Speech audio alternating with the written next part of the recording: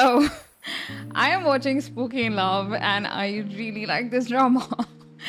8 out of 12 episodes have aired and I have so far really enjoyed all of it. And I am still kind of trying to figure out why this show is working for me so well. And I think I understand.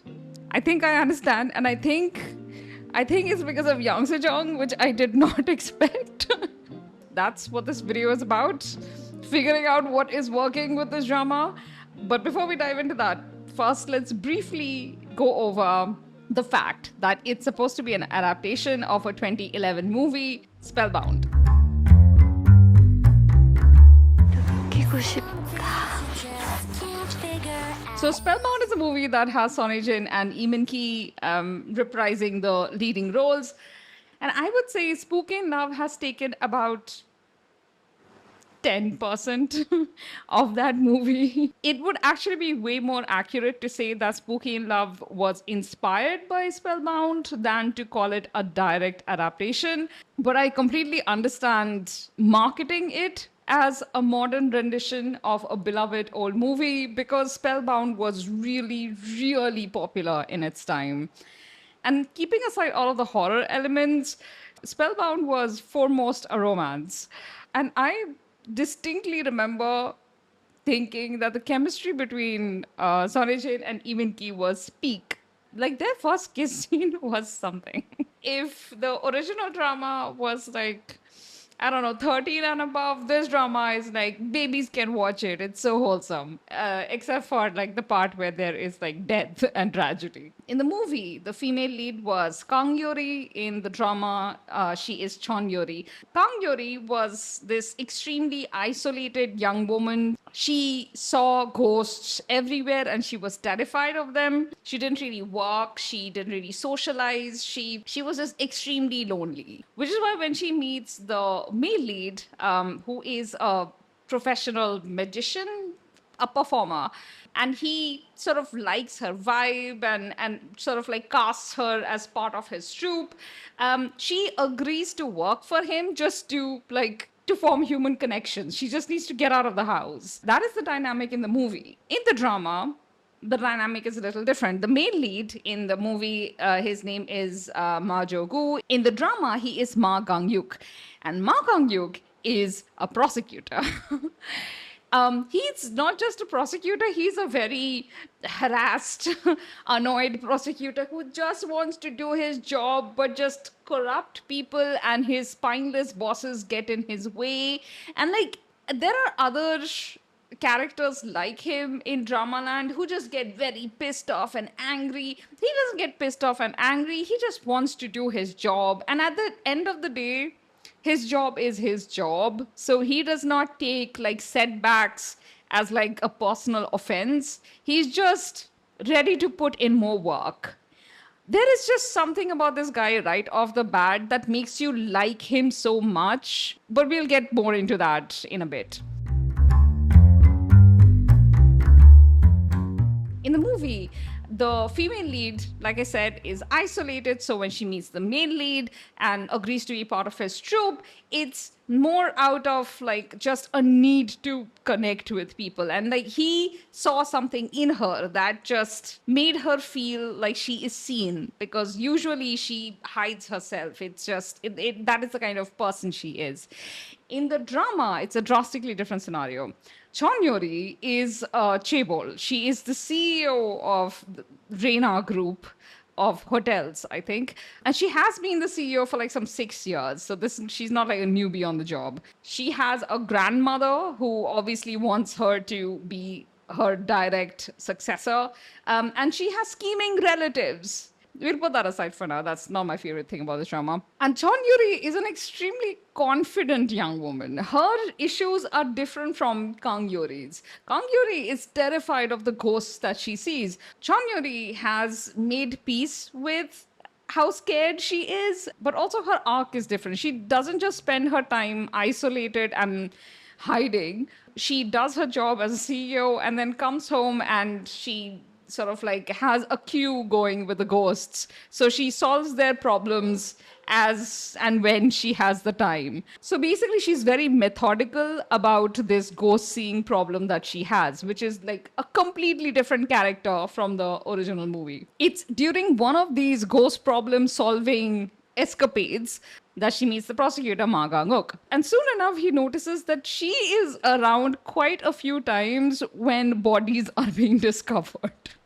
She's just this random civilian who is just around, which piques his curiosity and suspicion. And then one of the cases becomes a reason for them to start collaborating, initially reluctantly, but then on a more regular basis.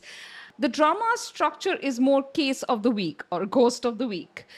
They find a ghost, they have a case, they have to figure out how to solve it. And because they can't tell anyone that they have ghostly information guiding their actions, they have to figure out elaborate ways of explaining how it is that they accurately know where bodies were found, etc. And honestly, it's a miracle that Chon Yuri has not been accused of murdering like a dozen people by that point, because she is not very careful about protecting her identity when she goes around like locating these bodies and giving tip-offs. One of the main themes of the movie was that anyone getting too close to her starts getting haunted by ghosts and then obviously kind of runs away. Especially anyone taking romantic interest in her. And that is something Ma Jogo starts experiencing soon enough. And so the arc of his character is, well, A, realizing that he really, really likes her, and B, realizing that he likes her so much that even though he is terrified of ghosts and he absolutely hates being haunted by them, he hates the idea of her being haunted by them alone even more.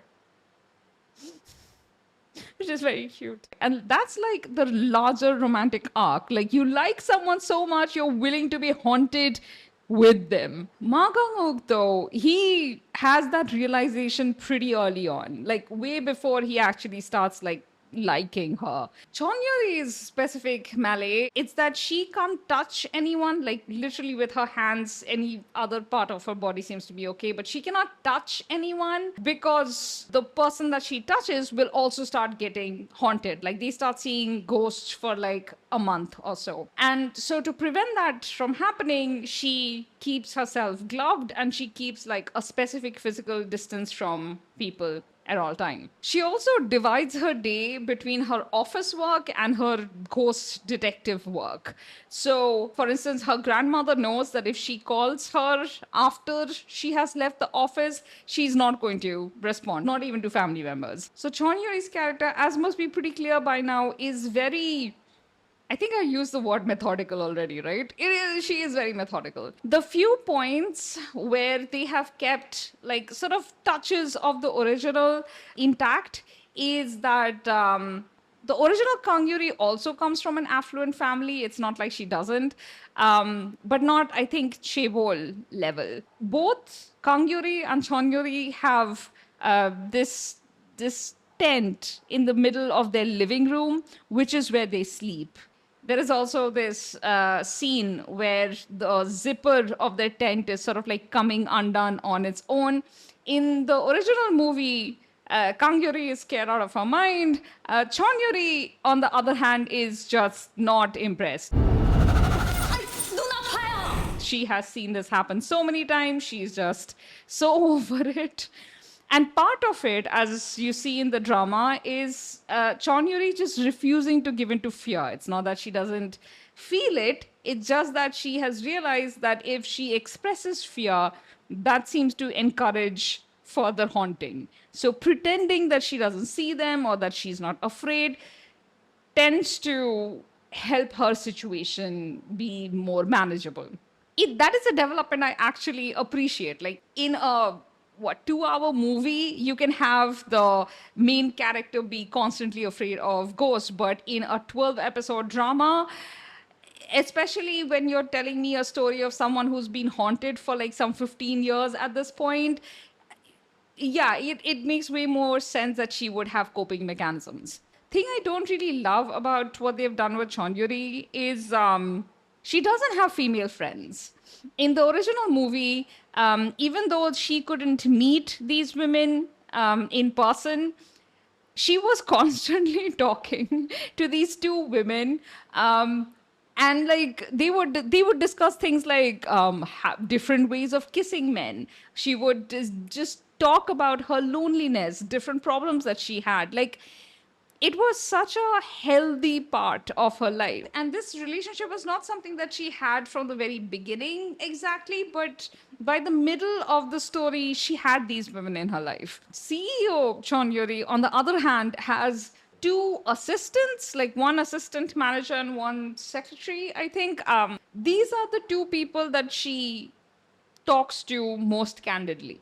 They are also huge gossips, but even then, these seem to be the two people who have some amount of fondness towards her and kind of act like, you know how it is, like chaebols can't have like actual friends. They can only have like a sort of a friendly relationship with one of their employees.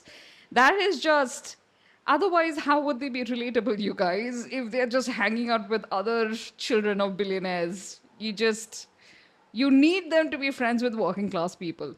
Yeah. Okay, but my point is she has no female friends.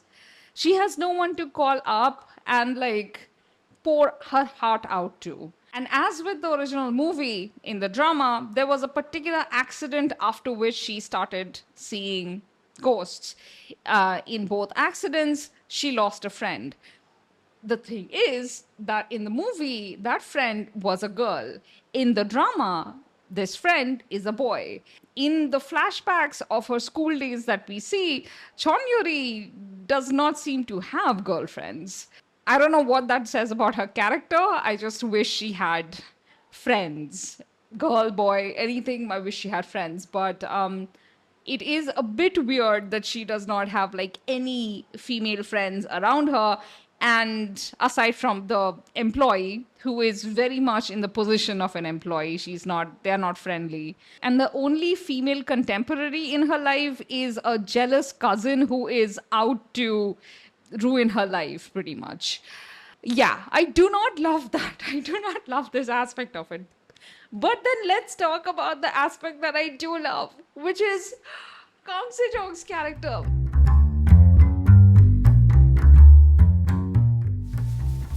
아! 할머니! When I heard that they were adapting Spellbound to a drama, I was less worried about whatever they were doing with the Yori character, way more about what they were doing with the Melee's character. Because even Ki had a particularly type of like scaredy cat charm that is really hard to imitate. I feel like most actors would overdo it. But Yang Se-jung is so good.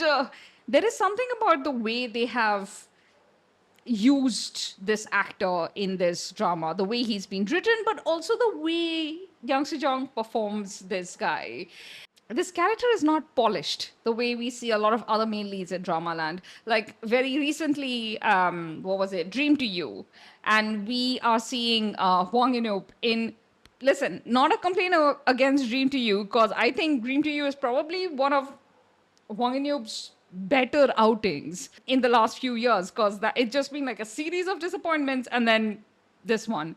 So it's not a complaint against him. I'm just saying that there is a trend of doing male leads who are just very polished in their behavior, in their reactions. They're just like very, how shall I put it? They're kind of really sorted. They don't have human fears, and they don't get mildly annoyed by like really stupid things. Like their reactions are way too cultured. They act like they have a handle on all situations. Like there is no occasion where they would get embarrassed or awkward or just, I don't know, not know how to react in a smooth way. Unless it's about the heroine, and of course he's a fool for the heroine. Yeah, cool. But like other situations. But Ma Kang-ok, the way Yang Se-jung does it, is a guy who is out of his depth, but he is very determined to do the right thing. even when he's really scared and doesn't want to do the right thing. But also, very importantly, he's not a jerk about it. So he ends up touching Chonyuri's hand accidentally and is haunted by ghosts for like a month. And during that month, they kind of become friends because she has to sort of like help him cope with seeing ghosts all the time and how to just like go about his day so as not to, I don't know, just be driven mad because he's trying to present a case in court, but he's seeing like dead people there. It just, things like that. So she helps him cope, which is great. It just their relationship development works really well for me. In the first couple of episodes, it's far too dependent on them coincidentally meeting and being on the same case. But once that hand touching thing happens and he is reliant on her help, it quickly becomes obvious that both of them are very decent people. Like, they don't want other people to be hurt because of them. They want to do right by everyone, but also they have very normal social and just mortal constraints. So they're doing the best they can. But because they are essentially very decent people, and I cannot like emphasize this enough. We don't have enough decent people in Dramaland. Like the main leads, they are often very performatively kind, but like you don't see everyday decency in them. Like they are kind of awful to the secondary characters sometimes, often unintentionally. Like the plot doesn't even seem to realize that they are just being jackasses. But the writing here is very considerate. Like it knows what it's doing with the leads. Where was I going with that? So during that month where they are becoming familiar with each other, Ma Kang-ok has that realization that he is only temporarily going through this thing, but Chonyori is just stuck seeing ghosts at all time and always. And he says that to her. And so what was the ending of the movie is kind of like the start of their flirtation feelings in the drama. Like he arrives at her place and he's like ready to complain that, look what you have done, like I'm constantly being haunted. But then he sees her face and he's immediately full of remorse and he's like, I was going to come and bitch at you, but I just you have to do this all the time and I am so exhausted by just 1 week of haunting. Like it just it's great. I love it. The essentially, guys, if you have to do an adaptation, do it like this, where you take really great elements from the original and then spin your own story. And we all know why producers really love adaptations and just reusing IPs, whether they are, webtoon IPs or older dramas that they have in their archive that they just, want to monetize again. Anything but paying for an original script. They love it because there is a certain reassurance. They know the story has already worked with a certain audience and hopefully it will work again. But doing it like this, where you are changing the story substantially, you're changing the original characters substantially, is actually quite risky. Like you can market it as a direct adaptation, but once people start seeing the drama, it can go either ways. But for Spooky in Love, it actually went in a very positive direction, despite all of their marketing depending on people having seen and feeling nostalgic towards Spellbound. Spooky in Love's first episode actually had like subpar viewership ratings. It was like something like 700,000 people watched domestically, I mean. Second episode onwards, though, they've had like double that number of viewership, which is really, really good. And it stayed that way till I think like episode 7. There's been a slight dip. But yeah, episode 2 to 6, really high ratings. I am pretty sure unless they drop the ball majorly, it's going to consistently stay this way till the end of the drama.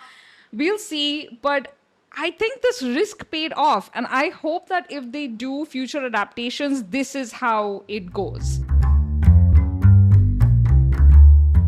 Okay, before I wrap this up, I want to just briefly touch on a few other things. The drama version is very tropey. Like, it's very, very trope dependent. Even though the writing is original, the chemistry between the leads is being built up more on friendship and sort of mutual consideration and understanding, which sounds boring, but I promise it's really nice. Like, you can see them liking each other more and more. The realization sort of like slowly descending upon them, it's really sweet the way it happens.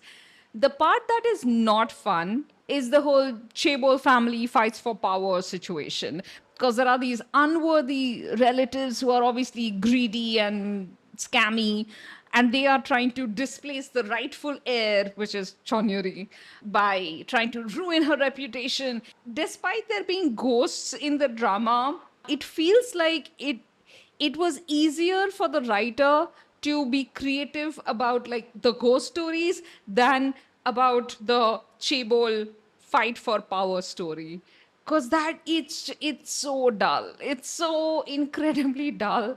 And anytime that is where the story veers, I am just willing for it to like move past it quickly.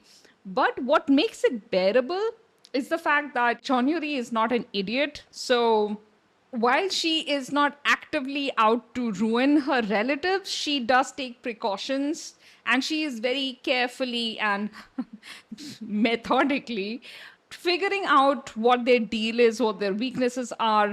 And she is not one who goes for the fast kill. She is like a long view person, and you can see that, like, the drama makes it very clear, you can see her competence, so that's good. But where the drama loses me a bit is you have Chonyuri acting as the CEO of this company for 6 years now, and in a recent scene her cousin goes, well, we need to just delay her. Like, there is this talk of her needing to get engaged, sort of to solidify her position in the company.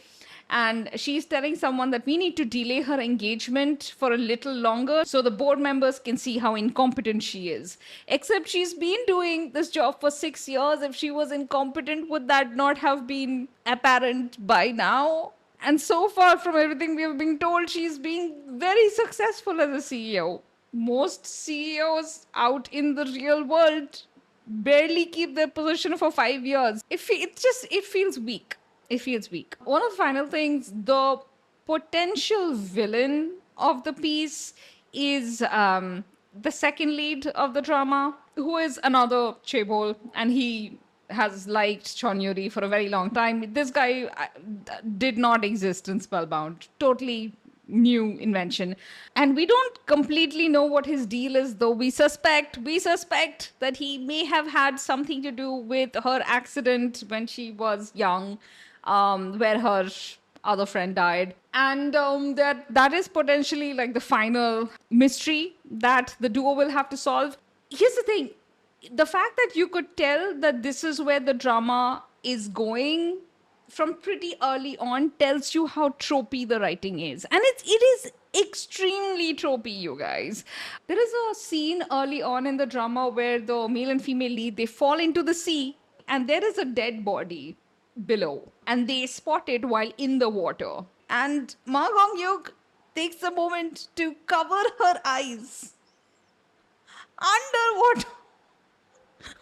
Just sure, why not? Anyway, that moment of care really touches her, so I guess that's great. Anyway, it does not matter. This drama is so wholesome and sweet. And like I said, Young Sejong, I've always had kind of like, I liked him in other dramas, but he's never like super impressed me. He was nice in 30 but 17. He was really nice in Temperature of Love. I did not watch Duna, so I don't know how he has evolved as an actor more recently, but he was nice there, but always very restrained. In this drama, he's just a guy. He's just a guy. He wants to get his job done, and like, he wishes other people would just like do their job and stop annoying him. And like, if ghosts would just cooperate instead of trying to like scare him, he would be grateful. He's a guy who is scared of ghosts but not easily intimidated by people. I think my favorite of all of the moments were during one of the final days when he's being able to see ghosts. He is at a hospital and he is in a corridor and it's just chock full of ghosts. And he can't move. He's so scared. And then suddenly Chon Yuri arrives and she leads him by the hand through that mass of ghosts. And like from one end of the corridor to the other, his face goes from utterly terrified to just completely like sublimely happy. Like he's looking at her like she's a superhero, and like he is so delighted that she chose to save him. It's very hard to explain. It's so cute to watch.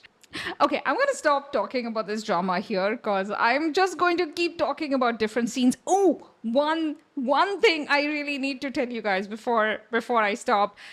Early on, Chong Yuri gets really drunk and she meets Ma Gong-yuk and his other paralegal prosecutor friends, I don't know, his team of friends at one of those barbecue places. And she has all of the tables around her reserved because she just needs to keep some distance while she's drinking. Ma Gong-yuk decides, well, you know, she looks lonely. So he brings his friends to her table and they start drinking together. And at one point, she gets so drunk, she grabs his shirt and kind of rips the front. We get like the briefest glimpse of his abs. That's it. And I am happy about it.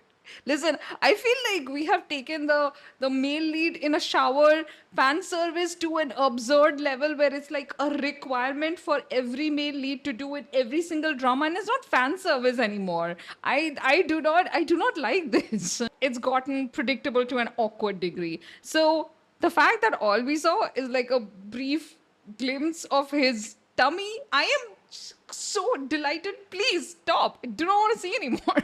However, in the original movie, this had become a running joke that Sonny Jin's character, Kang Hyori, would get drunk and like rip Lee Min-ki's shirt, like from the top to bottom. And there would not be like a teeny ab peak. No. She would rip the entirety of his front or take chunks out of his shirt. And at one point, he imagines kissing her and her responding by ripping his shirt off and kissing him back. Like it became a whole thing in the movie. I'm telling you, the movie had like a far higher heat meter than the drama. But I don't mind. I don't mind this change. Okay, so I will stop now. Thank you for watching this. I have a Discord where I am sort of like updating my thoughts on the drama as I'm watching the episodes every week, as are other people on the Discord. So you can join me there or you can leave your thoughts in the comments. Yeah, I'm done. Bye.